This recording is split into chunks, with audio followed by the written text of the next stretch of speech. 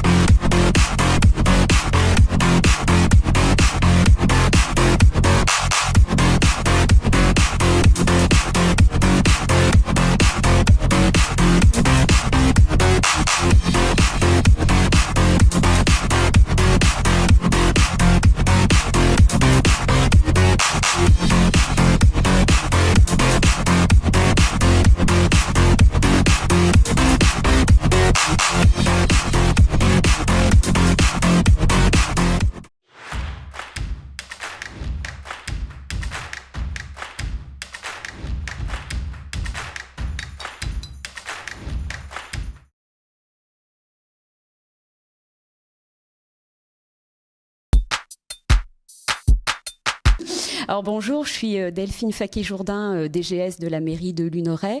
Luneray est une commune de 2300 habitants, à proximité, enfin une vingtaine de kilomètres de Dieppe. On a une vingtaine de salariés donc à la commune et on a particulièrement un service d'accueil périscolaire, donc c'est l'accueil des enfants avant et après la classe. Et c'est dans ce cadre-là que l'on a fait appel à la mission locale pour un emploi en service civique. Moi, c'est Léa Lemonnier, la directrice de l'accueil périscolaire.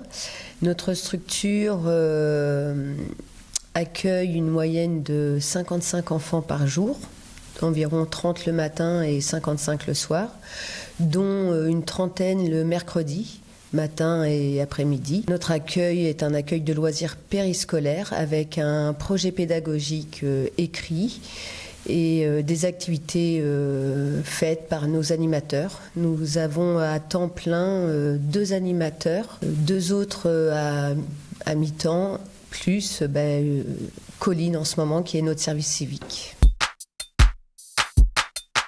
Alors c'était il y a 3 ans, on avait besoin de compléter notre équipe d'accueil périscolaire. C'était notre première volonté, mais également on avait le souhait de valoriser les jeunes du territoire, de les accompagner dans leurs projets professionnels. Donc un adjoint au maire de notre commune m'a fait savoir que la mission locale pouvait nous aider sur ce point par le biais d'un emploi de service civique. Donc on a commencé comme ça il y a 3 ans et on est déjà notre 3e jeune aujourd'hui et tout se passe bien. Alors l'accompagnement se passe toujours très bien. Et le service civique qu'on reçoit est accompagné par tous les animateurs diplômés de leur BAFA. Chacun apporte son savoir au service civique. Sa place, c'est une place entière d'animatrice qu'elle tient avec tout ce qu'on peut lui apprendre. Et elle s'occupe d'un groupe d'enfants, alors jamais seule, puisqu'elle ne compte pas dans le taux d'encadrement, mais toujours accompagnée d'un animateur et tout se passe toujours très bien et ça évolue au fur et à mesure du temps passé. Alors, moi, je connaissais pas la mission locale Côte d'Albâtre, donc j'ai récupéré les coordonnées. Donc, j'ai été mis en relation avec Madame Zintunga, qui est notre interlocutrice à la mission locale Côte d'Albâtre. S'en sont suivis un certain nombre d'échanges par mail, par téléphone, pour préciser le projet de la municipalité, ce qu'on attendait du jeune, la fiche de poste. Et ensuite, on a lancé une offre de recrutement, voilà. Donc, et puis il y a un support aussi internet qui permet aux jeunes de déposer leur CV et la mission locale nous aide aussi à choisir le jeune, voir si sa candidature colle ou pas à ce que l'on recherche.